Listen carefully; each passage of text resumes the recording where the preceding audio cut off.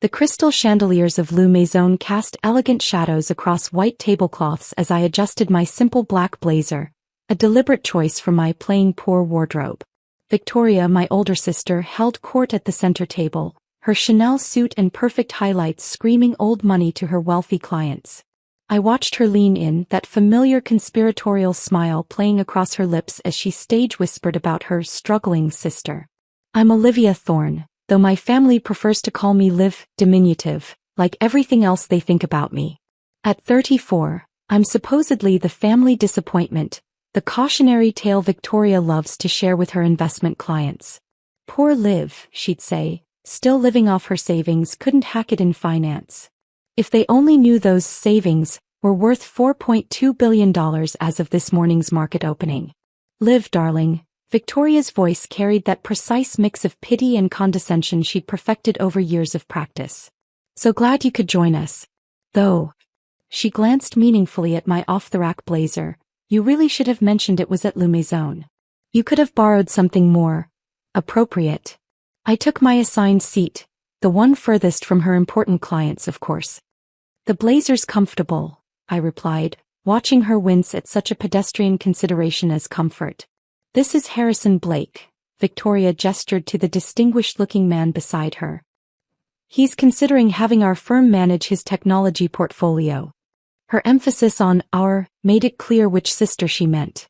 Harrison, this is my sister Liv. She used to work in finance too before I decided corporate life wasn't for me. I finished smoothly, accepting the wine list from the sommelier. Victoria's eyes narrowed slightly. She'd been hoping I'd let her finish the story about my supposed burnout and breakdown. Ah yes, Harrison smiled politely. Victoria mentioned you're between opportunities right now. Must be difficult in this economy. I caught the sommelier's eye. The Chateau Lafite Rothschild 1982, please. Victoria's perfect eyebrows shot up. That bottle cost more than what she thought I made in a month. Put it on my usual account, Jean-Marc. Of course, Miss Thorne. Your regular table is available if you'd prefer. This is fine for tonight, I cut in smoothly, watching Victoria's expression shift from surprise to suspicion. She'd never seen me here before, yet the staff clearly knew me well. Liv, she hissed once Jean-Marc left, you can't afford that wine. I'll have to cover it. Actually, Harrison interrupted, studying me with new interest. Did you say Thorne? Not Olivia Thorne. Victoria laughed, that silvery social laugh she used to smooth over awkward moments. Yes, that's her name, but of Phoenix Capital? Harrison continued, his focus entirely on me now. The same Olivia Thorne who just acquired Microtech Solutions. The silence that fell over the table was absolute. Victoria's wine glass stopped halfway to her lips. Her junior associate nearly dropped his phone. And Harrison Blake, one of her biggest potential clients, was looking at me like he'd just discovered gold. Microtech was undervalued, I said simply. Their AI division alone was worth twice the market cap. That was a $3 billion acquisition, Harrison said slowly. Cash offer if I remember correctly.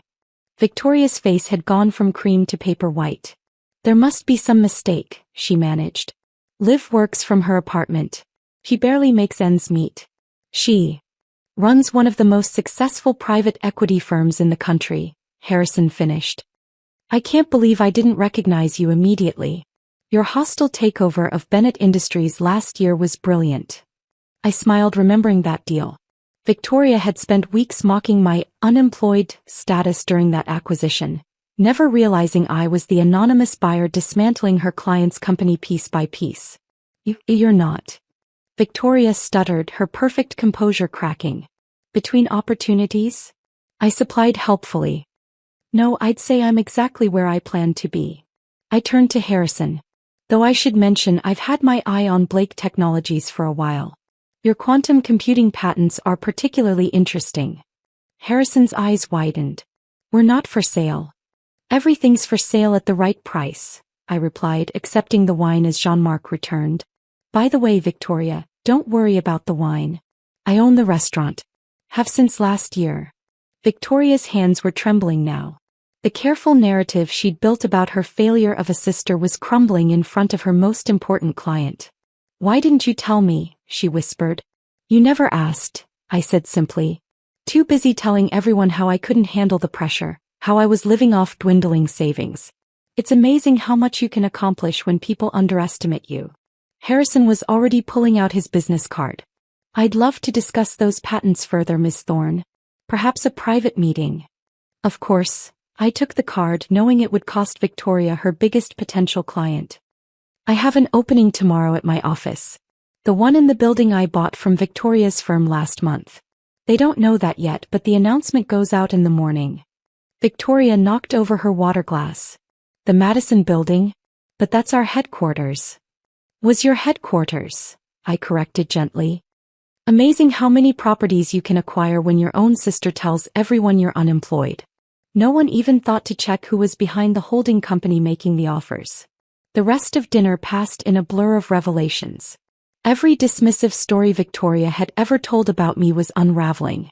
Every client at the table was suddenly realizing they were dining with someone far more powerful than their wealth manager. As coffee was served, my phone buzzed with a news alert. I smiled, turning the screen toward Victoria. Oh look, Forbes just released their 40 under 40 list. Guess who made the cover? She stared at my photo at the headline declaring me, investment's new queen, and something finally broke. All this time, she whispered. Every dinner where I pitied you, every client I told about my poor struggling sister, was free advertising, I finished. Nothing makes people underestimate you quite like family convinced of your failure. I stood, straightening my deliberately modest blazer. Harrison, I'll have my office send over the acquisition paperwork in the morning. Victoria, you might want to start looking for new office space. I hear rents are quite high these days. As I walked out of Maison, my phone buzzed again. A message from our mother. Victoria just called in tears. What did you do? I smiled, typing back. Nothing much. Just showed her that sometimes the biggest success stories are written in silence. Tomorrow the full scope of my empire would become public. The acquisitions, the properties, the companies I'd built while my family dismissed me as a failure.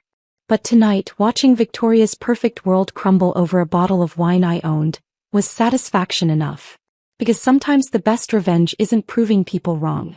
It's letting them realize they never really knew you at all. The morning after my dinner with Victoria brought exactly the chaos I'd expected. My phone hadn't stopped buzzing since dawn, texts, calls, emails, all from family members who'd suddenly discovered they had a billionaire relative. I sat in my real office, not the modest co-working space my family thought I used, but the entire top floor of the Phoenix Capitol building downtown. Floor-to-ceiling windows offered a perfect view of the city I'd been quietly reshaping for the past 5 years. Your sister's been in the lobby for an hour, Maya, my executive assistant, announced. Security says she's tried 3 different names to get past reception. I glanced at the security feed. Victoria looked decidedly less polished than usual. Her designer suit was slightly wrinkled, her perfect hair showing signs of a sleepless night. The Madison building announcement must have hit. Your mother's called 6 times, Maya continued. Your father's trying to reach you through LinkedIn, and your cousin Sarah's already updated her profile to mention her close family connection to Phoenix Capital's CEO. I smiled, opening my laptop to review the morning's news. Phoenix Capital acquires Madison building in surprise move. Olivia Thorne, the silent billionaire. Investment's hidden queen. How one woman built an empire in secret. My phone buzzed again. A text from Harrison Blake. Impressive press.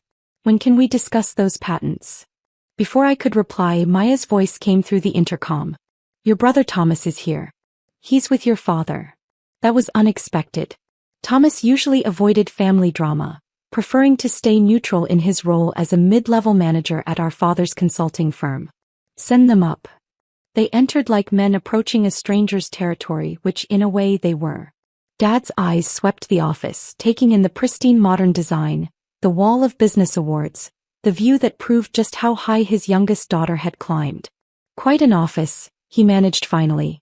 Better than this sad little apartment you said I should be embarrassed to work from?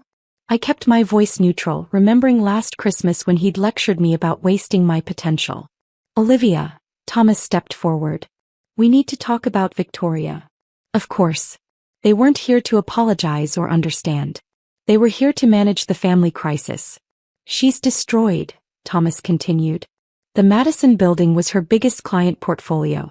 Without it, she'll have to actually earn her success instead of riding on client connections and family names? I supplied. You could have warned us, Dad burst out. All these years watching us worry about you, letting you think exactly what you wanted to think. I cut in. When did any of you actually ask about my work? My goals? My dreams? Victoria was too busy using me as her cautionary tale. You were too convinced I'd failed by choosing my own path. But billions. Dad sank into one of my visitor chairs. How did we not know? I walked to my window, looking out at the Madison building where Victoria's firm would soon be vacating. Remember when I left Harrison Corp 5 years ago? When Victoria told everyone I'd had a breakdown? They nodded. That story had become family legend. Poor Liv couldn't handle the pressure, ran away from a promising career. I left because I saw an opportunity everyone else missed. Tech companies were undervalued, ripe for acquisition. But I knew how this family operates. If I'd announced my plans, you'd have tried to control everything. Direct my investments. Manage my choices. Just like you always had. We were trying to help, Dad protested. No, I turned back to face them. You were trying to control. So I let you think I'd failed. Used my trust fund as seed money, lived modestly, worked in secret. Every time Victoria mocked my little apartment, she had no idea I owned the building. Every time you lectured me about responsibility, I was closing million-dollar deals. And now? Thomas asked quietly. Why reveal everything now? I smiled, picking up a folder from my desk. Because now I'm fully positioned. Every property, every acquisition, every piece exactly where I need it to be. I handed him the folder. Including Dad's company. Dad stood up so fast his chair nearly toppled. What? Phoenix Ventures, the holding company that's been buying shares in your consulting firm for the past year? That's me. As of this morning, I own 51% of Thorne Consulting. Thomas opened the folder, scanning the documents with growing disbelief. She's right, Dad. She's majority shareholder. You can't. Dad started. Can't what? Run the company better than you? The same way I couldn't handle finance? Couldn't manage my own career? Couldn't be trusted to make my own choices? My phone buzzed, Maya's message flashed. Victoria's trying the service entrance now. If you'll excuse me, I gathered some papers. I have a meeting with Harrison Blake about acquiring his tech patents. When, Dad? The board meets tomorrow at 9. I expect you'll want to prepare your retirement announcement. Retirement? His face flushed. You can't force me out of my own company. Actually, I can.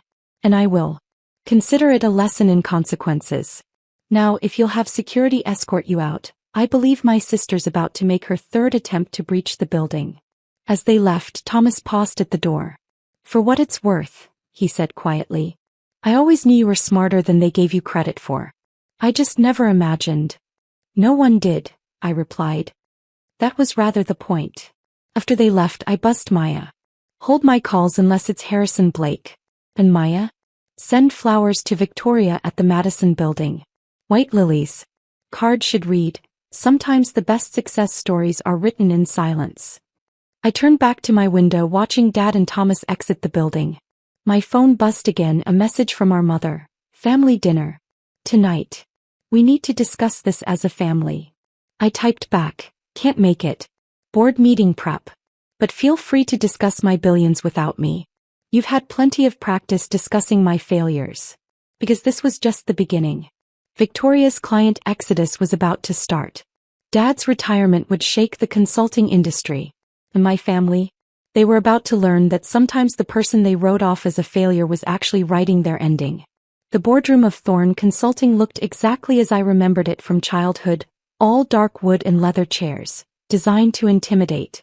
I'd spent countless hours here as a girl, watching my father command his empire while telling me I wasn't cut out for real business. Now at 8:55 a.m. I sat in his chair, reviewing the documents that would reshape our family legacy forever. The other board members filed in slowly, their usual confidence replaced by uncertain glances and whispered conversations. They'd all received the morning's press packet, complete details of Phoenix Capital's acquisition, my father's retirement, and the company's new direction. Dad entered last, Victoria surprisingly at his side. They'd clearly coordinated their attack. Both wore power suits and matching expressions of righteous indignation. "This is ridiculous," Dad announced before even sitting down. "You can't just walk in and take over." "Actually, I cut in smoothly. I walked in months ago. You just didn't notice because you were too busy dismissing me." I nodded to my legal team. "Please distribute the voting records." Victoria grabbed her copy, manicured fingers trembling slightly. "These are fake. They have to be. Like my supposed breakdown was fake?" I raised an eyebrow. "Or my alleged failure." "No, sister dear, these are quite real. Every share purchase, every proxy vote, all perfectly legal and verified. You've been planning this." Dad's face had gone from red to pale. "All those family dinners where you let us lecture you were excellent opportunities to gauge the company's weaknesses," I confirmed. Amazing what people reveal when they think they're talking to someone who doesn't matter. The boardroom door opened again. Harrison Blake walked in, followed by 3 other major clients Victoria had been courting. Her face went from pale to ashen. "Harrison," she started, "we had a meeting scheduled for with Phoenix Capital," he finished. "Which, as we now know, means with your sister." He took a seat beside me. "The patents we discussed last night, Olivia. I'm ready to proceed." Victoria's Mont Blanc pen snapped in her grip, leaving a blue stain on her pristine white cuff. "Those were my clients," she whispered. "We're being the operative word," I agreed. "Just like this was Dad's company. Things change. Especially when you spend years underestimating the wrong person." I stood, straightening my designer suit. "No more playing poor. No more hiding my success. Let me be clear about what happens next. Dad, you'll announce your retirement effective immediately. Victoria, your position as head of client relations is terminated. The rest of the board can either adapt to new leadership or tender their resignations." "You can't." Dad started again, but I held up my hand. "Actually, I can. And I have. But here's what's interesting, I didn't have to." I clicked a remote, bringing up financial projections on the wall screen. "The company's been mismanaged for years. Client retention is down 40%. Innovation is stagnant. You've been coasting on old relationships while the market evolved." The board members shifted uncomfortably. They'd known this but had been too afraid to challenge my father. "In the past 6 hours," I continued, "Phoenix Capital has received 14 inquiries from major clients looking to transfer their business. Apparently, they prefer working with the sister who built a billion-dollar empire in secret over the one who spent her time mocking others' failures." Victoria stood abruptly. "This is about revenge. About making us pay for not believing in you." "No," I said quietly. "This is about business. You taught me that, remember? All those times you told clients about your pathetic little sister? Well, now they know which sister they should have been watching." My phone buzzed, a message from Maya. "Your mother's here with your Aunt Patricia." Perfect timing. "Send them in," I instructed through the intercom. Mom burst through the door, Aunt Patricia right behind her. They froze at the sight of the assembled board, the clients, the clear shift in power dynamics. "Olivia," Mom started, her society smile wavering. "Darling, this has gone far enough. We're family." "Funny," I interrupted. "We weren't family when you let Victoria spread rumors about my mental health. We weren't family when you excluded me from events because I was embarrassing. We weren't family last month when you all laughed about my sad little startup at Sunday dinner." I clicked through to the next slide. Phoenix Capital's complete portfolio. Properties, companies, investments spanning 6 continents. We're only family now because I'm worth billions. And that's exactly why this company needs new leadership. The board won't stand for this. Dad tried one last time. The board already has. I nodded to Harrison, who produced another folder. As of this morning, he announced, Phoenix Capital has voting agreements with 82% of shareholders. This transition is happening, Robert. The only question is whether you'll retire gracefully or be removed. Dad slumped in his chair, decades of authority draining away.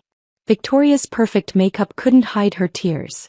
And Mom just stared at me like she was seeing a stranger. In a way she was. Maya will show you out, I said calmly. Your retirement package is generous, Dad. Victoria, your severance will be fair. Consider it a lesson in the danger of underestimating people. As security arrived to escort them out, I turned to the remaining board members. Now, shall we discuss the company's future? I have some thoughts on modernization. Later that evening, I sat in my office reviewing the day's press coverage. The business world was buzzing about the silent billionaire who'd orchestrated one of the most elegant corporate takeovers in recent history. Victoria's client list had already started defecting to Phoenix Capital. Dad's retirement announcement was drafted and scheduled for morning release. My phone buzzed with a text from Thomas. For what it's worth, I'm proud of you. Always knew you were the smartest one in the family. I smiled, remembering all the family dinners where they'd dismissed my potential. All the celebrations I'd attended in simple clothes, letting them think I couldn't afford better. All the times Victoria had used me as her cautionary tale. Maya appeared in my doorway. Your mother's called 6 more times. Victoria's sent 4 emails asking to explain her side. And your father has finally learned what real business looks like, I finished. Hold all their calls. They've had years to talk. Now it's my turn. I turned to my window watching the city lights flicker on. Somewhere out there my family was realizing that success doesn't always announce itself. Sometimes it builds in silence, growing stronger in the shadows of others' doubt. And sometimes, the sister they dismissed as a failure was actually writing their ending all along. Because revenge isn't always about destruction. Sometimes it's about showing people exactly who you've become while they were busy underestimating you. I picked up my phone and typed one final message to our family group chat. Next family dinner will be in my boardroom. Dress appropriately. After all, we have a new hierarchy to discuss. Then I turned back to my empire, the one I'd built in silence while they counted my failures. Because sometimes the best success stories are written by the people no one thought to watch. And I was just getting started.